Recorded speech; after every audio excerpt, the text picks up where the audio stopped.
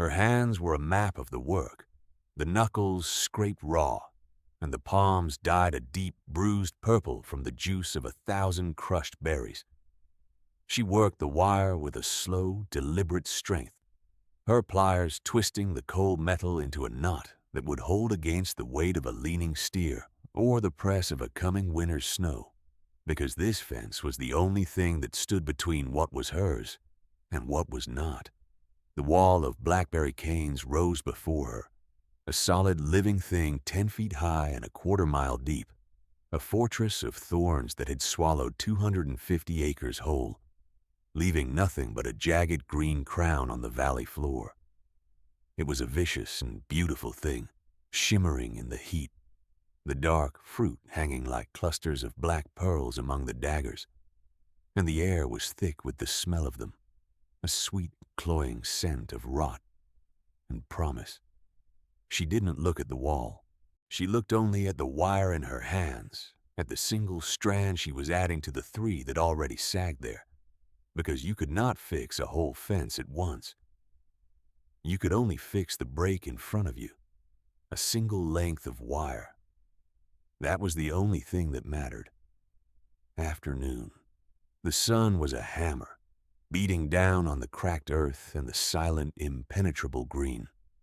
She had bought the land for $3 an acre from a county clerk who had not bothered to hide his smile, a man whose pity felt sharper than contempt because it was so plainly honest. He saw a woman alone, a woman with a quietness about her that he mistook for fragility, and he saw a parcel of land that had been written off for a generation, a place so thoroughly consumed by invasive growth that the original survey markers were nothing but a memory on a faded map. He had sold her a problem, a sprawling, thorny impossibility, and she had paid him in cash with bills that were worn soft as cloth. She had not explained herself. She had not tried to justify the purchase. She simply signed the deed, her signature a neat, careful line, and walked out of the courthouse into the flat white glare of the sun, the paper clutched in her hand like a verdict. Now, weeks later, the verdict was this: the heat, the silence, and the endless, unblinking stare of the thorns. She finished the knot, tested its strength with a hard tug, and the wire sang with a low, tense hum. It would hold. She wiped a line of sweat from her brow with the back of a stained wrist, leaving a faint purple streak across her skin, and turned to face the second part of her plan. They were waiting for her by the water trough, a silent, woolly congregation of 50. They were Suffolk crosses mostly, with their black faces and sturdy legs, a breed chosen not for the fineness of their wool, but for the coarseness of their appetites. They were grazers of last resort, animals that would strip bark from a tree if nothing else offered itself, and she had spent the last of her money to bring them here. They watched her with a placid, unnerving stillness, their chewing methodical, their dark eyes holding no judgment, only a deep and abiding creature patience. They were her partners. They were her plow. That night the air cooled and the stars came out, scattered across the black sky like spilled salt. She sat on the tailgate of her truck, the only home she had for now, and ate beans from a can, the metal cool against her lips. The sound of the sheep was a soft, constant rustling from the small corral she had built, a temporary island of safety in the vast, dark landscape. In the distance, the lights of the town were a faint, hazy glow against the horizon, a reminder of the world that was watching her, the world that had already decided she would fail. She could feel their collective opinion like a physical weight, the whispers in the general store, the long looks from ranchers who passed her on the dusty road, their trucks slowing just enough to get a good look at the fool on the blackberry patch. They saw a woman playing at a man's game, a small, stubborn figure throwing good money after bad on land that God himself had given up on. They did not see the set of her jaw or the methodical purpose in her hands. They did not know what she knew. That you do not fight a thing like this head on. You do not attack it with saws and axes, because it will only grow back stronger, angrier, its roots digging deeper into the soil. You conquer it by inches. You conquer it with patience. You conquer it with teeth. Days later, the real work began. She opened the gate to the larger pasture, the one that pressed directly against the western edge of the blackberry thicket, and let the sheep out. They moved as a single organism, a flowing tide of gray wool, and for a moment they simply stood at the edge of the thorns, sniffing the air. The wall was absolute. It was not a hedge or a bush, but a solid, interwoven mass of woody canes, a living barricade armed with 1,000,000 tiny hooks. Then one old ewe, the leader of the flock, lowered her head and pushed her way in, not into the heart of it, but along the very edge, nibbling at the tender new leaves that sprouted from the base. Another followed, and then another, until the whole flock was spread along the frontier of the green wall, their quiet, relentless chewing the only sound in the hot, still air. She watched them for a long time, her arms resting on the top rail of the fence, her face unreadable. She was not a shepherd by trade. She had learned what she needed from books, from observation, from the hard-earned wisdom of others who had wrestled a living from unforgiving land. She knew that a sheep's instinct is to eat what is easiest, what is softest, and she knew that for the first few days they would only trim the edges, clearing the lowest, most accessible growth. It was not a dramatic assault. It was a slow, methodical siege, and that was exactly what she had planned. The sun climbed higher, the heat intensified, and the sheep worked on, their backs broad and patient under the punishing light. They were tireless. They were content. They were doing the one thing they were made to do. A week passed, then two. The change was almost imperceptible at first, a slight receding of the green tide, a narrow, ragged border of cleared earth appearing at the base of the wall. From a distance, nothing looked different. The great green beast still dominated the landscape, its jagged silhouette unchanged against the sky. But up close, you could see the progress. You could see the ground. The sheep had stripped away the first few feet of growth, eating the leaves, the tender shoots, even the blossoms, leaving behind a skeleton of bare, thorny canes. They worked their way inward with the same unhurried pace, a slow, chewing advance that measured its success in inches, not acres. Ilara moved with them, her days falling into a simple, brutal rhythm.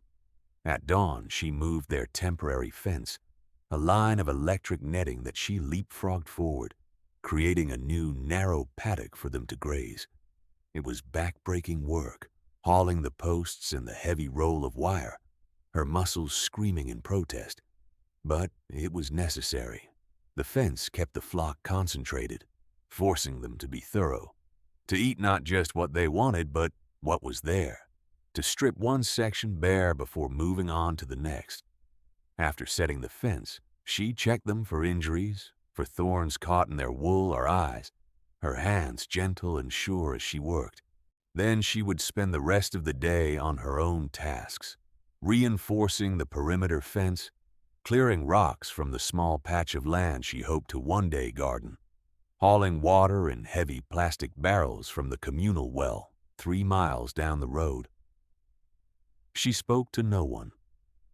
She saw no one, except for the occasional plume of dust on the horizon that signaled a passing truck. The isolation was a kind of solace. It sharpened her focus, stripped away everything that was not essential. There was only the land, the sheep, and the work. Nothing else mattered. One afternoon, a truck did not pass by. It slowed, turned, and bumped its way down the rutted track that led to her camp. It was a new truck, its black paint polished to a high shine, a stark contrast to the dust and decay of the landscape. A man got out. He was tall and wore a clean straw hat, his boots expensive and unscuffed, and he moved with the easy confidence of someone who owned everything he surveyed. He stopped at her fence line, hooking his thumbs in his belt, and watched her for a moment as she finished hammering a post into the hard ground. She did not stop her work. She drove the post home with 3 more solid, rhythmic blows before finally turning to face him.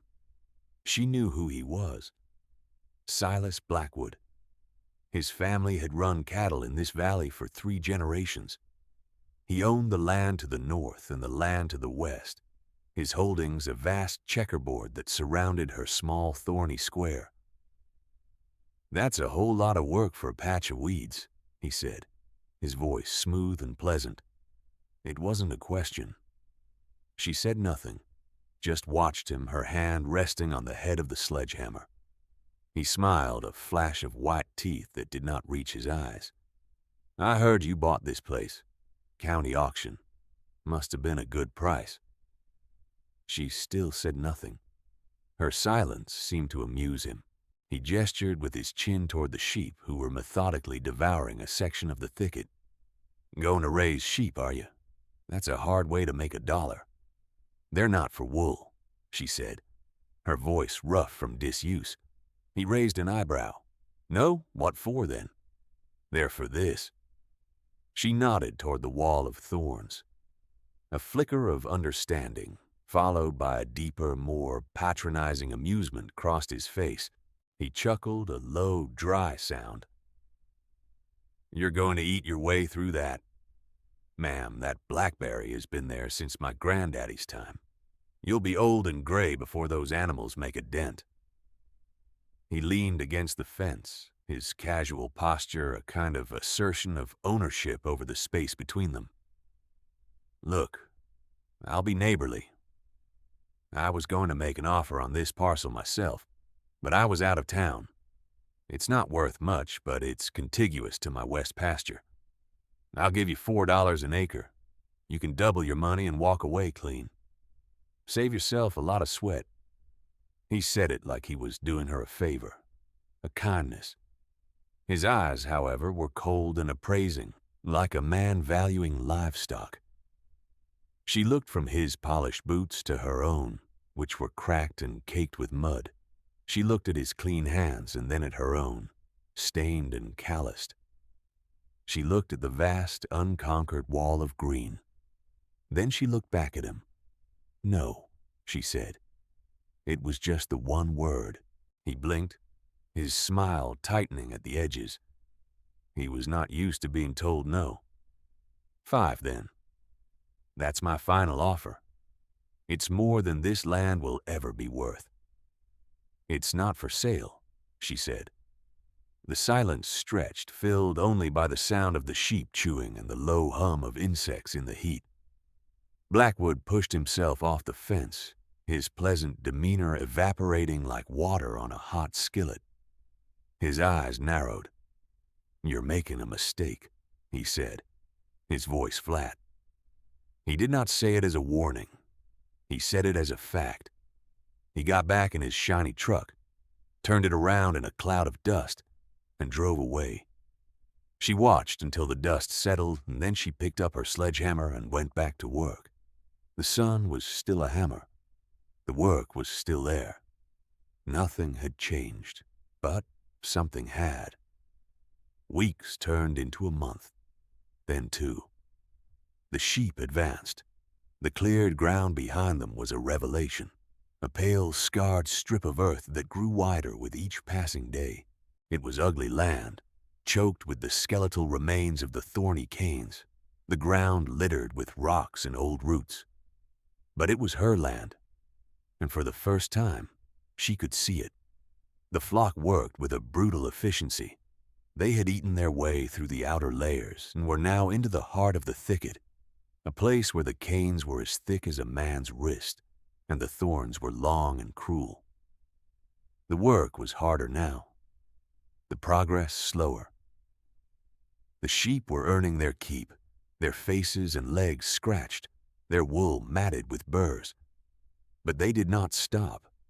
Their hunger was a force of nature, as relentless as the sun. Ilara worked alongside them, her own task changing as the land was revealed. She followed in their wake with a heavy brush hook, chopping down the bare, woody skeletons they left behind. It was dangerous, exhausting labor. The dead canes were stiff and sprang back with vicious energy, their thorns tearing at her clothes and skin. She piled the cuttings into massive heaps, let them dry in the sun for a week, and then burned them. The fires were a nightly ritual. Pillars of smoke and flame rising into the twilight sky, the crackle and pop of the burning wood a sound of defiance. The smoke carried the sweet, acrid smell of the blackberries for miles, a signal to the valley that she was still there, still fighting. The town watched. They saw the smoke. They saw the slowly expanding patch of cleared land. Their pity began to curdle into a grudging, skeptical curiosity. They still thought she was a fool, but they were beginning to wonder what kind of fool she was. Blackwood did not return, but his presence was a constant, unseen pressure. One morning she found a section of her perimeter fence cut, the wires snipped clean through. 20 of her sheep were gone, scattered into the vast open range of Blackwood's pasture. It took her 2 full days to find them, walking miles under the brutal sun, her voice hoarse from calling. She found them huddled together in a dry creek bed, thirsty but unharmed. She herded them back, her dog, a silent, watchful border collie, working at her side. She repaired the fence, her hands shaking with a cold, quiet anger. There was no proof it was Blackwood. It could have been vandals. It could have been an accident. But she knew. It was a message, a reminder of how vulnerable she was, how easily he could undo her work, how much she stood to lose. A week later, the man at the general store in town, a man who had always been curt but fair, suddenly told her that her credit was no good. Cash, only from now on. He wouldn't meet her eye when he said it, his gaze fixed on a shelf of canned goods behind her. She saw Blackwood's truck parked outside. She did not argue. She paid with the last of her cash, her supplies for the next 2 weeks costing more than she had anticipated. She walked out of the store, her back straight, and did not look back. The pressure was meant to break her. It was meant to make her life just a little harder, a little more expensive, a little more lonely, until the sheer weight of it would force her to give up. He was not trying to drive her out with force. He was trying to exhaust her. He was betting on her fragility. He was betting she would crack. He did not understand that the hardship was like a forge. It was burning away everything that was soft, everything that was breakable, leaving only what was essential, what was hard, what would endure. The sheep were relentless. They were now deep into the center of the parcel, a place where the sun had not touched the ground in 50 years. The growth was different here, older, more tangled. The blackberry canes were woven together with wild grapevines and poison oak, a dense, suffocating mat of vegetation. The flock slowed, their progress measured now in feet, not yards. But still they pushed forward, their powerful jaws grinding through the tough, woody stems. And then, one day, they uncovered something. It started with a sound, a dull, scraping noise. Ilara was moving the electric fence when she heard it, a sound that did not belong in this place of soft earth and living wood. It was the sound of metal on stone. She walked over to the flock, pushing her way through the press of warm, woolly bodies. An old ewe was pawing at the ground, trying to get at a stubborn root, and with every scrape of her hoof, she was clearing away the last layer of dirt and leaf litter from a flat gray surface. It was a stone, a large, flat paving stone, perfectly square, its edges cut with a precision that was not natural. Ilara knelt, her heart beating a little faster. She brushed away the dirt with her bare hands. The stone was part of a floor. She could see the edge of another one next to it, and another beyond that. The sheep had found a foundation. She spent the rest of that day, and all of the next, working like a woman possessed. She moved the flock to a different section and attacked the area around the stones herself, using a shovel and a heavy mattock. The roots were thick and deep, a tangled web that fought her for every inch. But beneath them the floor was there, a vast sunken floor of carefully laid flagstones, covering an area at least 50 feet long and 30 feet wide. It was the foundation of a barn, an old one, from the time of the first settlers, a time before the blackberries had come and claimed the land. She stood in the center of it, her boots solid on the cool stone, and looked around. The discovery changed everything. This was not just a patch of weeds. This was a place where people had lived and worked. This was a place with a history, a place with a secret, a place with value.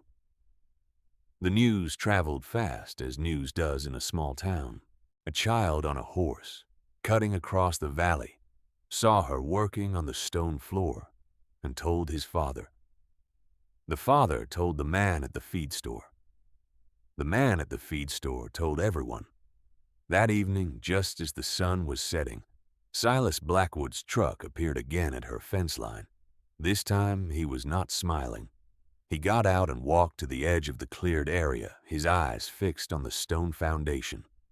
He stood there for a long time, just looking, his face a mask of cold fury. He had known. Of course he had known. The old county maps, the stories passed down from his grandfather. He had known the old homestead was here somewhere. He had been buying the land not for grazing, but for what was underneath it. "You got lucky," he said, his voice low and tight. She did not reply. She stood on her foundation, her shovel held loosely in one hand, and waited. He took a step closer, stopping at the line where the broken ground met the clean stone. "That doesn't change anything. It's still a worthless piece of rock in the middle of nowhere. I'll give you $10 an acre. Take it and go." The offer was an insult, and they both knew it. It was not a negotiation. It was a threat. He was telling her that he was still in control, that he would decide the value of this place, not her. She looked at him, at his clean clothes and his angry eyes, and she felt a stillness settle over her. She was no longer afraid of him. She was no longer intimidated by his money or his name. She had found her ground. She was standing on it. "No," she said. Her voice was quiet, but it carried across the space between them with the finality of a closing door. "This is my land." He stared at her, his jaw working. For a moment she thought he might cross the line, that the casual cruelty might finally boil over into open violence. But he did not. He was a man who worked with pressure, not fists. He looked at the stone floor, at the flock of sheep grazing peacefully nearby, at her, standing there, small and unmovable. He saw that he had misjudged her. He had seen a fragile woman, and he had been wrong. He was looking at something as hard and as patient as the stone she stood on. He turned without another word, got into his truck and drove away, the dust from his tires rising like an angry ghost in the fading light. He would not be back. She knew it. The fight was over. She had won. She had won, but the work was not done. It was never done. The discovery of the barn floor only revealed the next task. In the very center of the foundation there was a large, round stone, different from the others. It was a well cap. It took her a week to move it. She used a system of levers and rollers, inching the massive stone aside with agonizing slowness. Her whole body ached, her muscles strained to their breaking point. But she did not stop. When the cap was finally pushed aside, it revealed a dark, circular opening, lined with expertly laid brick. The air that rose from it was cool and damp, with the clean, sweet smell of deep earth and water. She lowered a bucket on a rope, her hands trembling slightly with anticipation. She heard the distant, hollow splash. She hauled it up, hand over hand, the rope cutting into her palms. The water was clear and cold. It was the coldest, sweetest water she had ever tasted. It was a well, a deep, spring-fed well that had not gone dry in 100 years. This was the real treasure. Not the land, not the stone, but the water. In a valley where water rights were more valuable than gold, where ranchers lived and died by the seasonal flow of the creek, she had a permanent private source. She had independence. She had a future. That night, she did not build a fire. She sat on the edge of the well, the cool stone a comfort against her tired back, and watched the stars come out. The sheep were quiet, their bellies full, their work for the day done. The great wall of thorns was still there, a dark mass on the horizon, but it no longer looked like a fortress. It just looked like a fence she had not yet taken down. She thought about the people who had built this place, the ones who had laid these stones and dug this well. She wondered what their lives had been like, what joys and sorrows they had known on this small patch of earth. She felt a connection to them, a kinship across the years. They had been like her. They had been stubborn. They had been patient. They had endured. She was not just a woman who had bought a piece of land.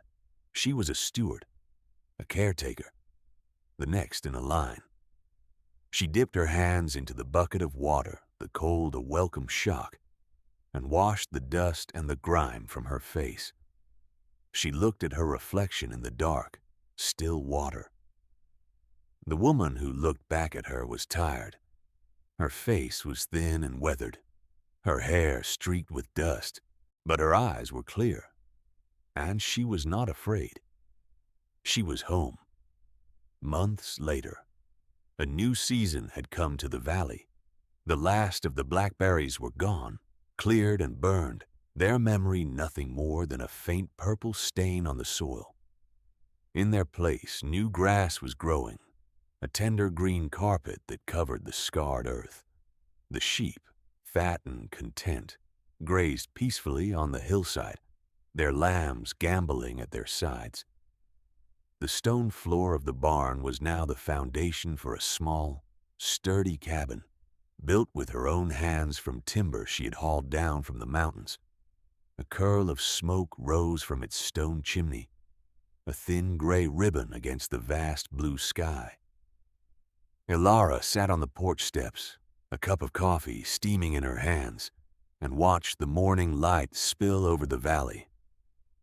The town no longer looked at her with pity or suspicion. They looked at her with a quiet, baffled respect. They still did not understand her, but they understood her work. They understood the transformation she had wrought. They saw the clear land, the new cabin, the healthy flock. They understood the value of the well. Sometimes a neighbor would stop by, ostensibly to ask for a cup of sugar or to comment on the weather, but really just to see the place for themselves, to witness the quiet miracle she had made. They would leave a basket of eggs or a loaf of bread on the porch, small, silent offerings of acceptance. She was no longer the outsider. She was a part of the valley now, as much a part of it as the old oaks and the granite hills. She had not conquered the land. She had healed it. And in healing it, she had healed herself. She took a sip of her coffee, the warmth spreading through her, and felt a profound sense of peace. The work had been hard. The nights had been lonely. But it had been worth it. Every thorn, every cut. every moment of doubt. It had all led to this quiet morning, this earned stillness, this life she had built, not with money or with force, but with patience and with work, and with the stubborn, unreasonable hope that there is value to be found in the places everyone else has given up on. Thank you for being here, for walking this quiet path with us for a while. It's in these stories of quiet strength, of finding worth in what the world has discarded, that we often find a piece of ourselves. We all have our own blackberry thickets, don't we? Those seemingly impossible challenges that stand before us, daunting and impenetrable. But perhaps the lesson here isn't about the grand, heroic charge. Perhaps it's about the power of steady, quiet work, the patience to trust the process, to clear things one small piece at a time, and the courage to believe in the value hidden just beneath the surface. What is the one small, consistent step you can take today toward clearing your own patch of ground? We'd love to hear your thoughts in the comments below. Your stories and reflections are what make this community so special. If you found a bit of hope or inspiration in this story, we'd be so grateful if you'd consider liking this video and subscribing to the channel. It helps us continue to bring these kinds of stories to you. Until next time, be well and be patient with the work.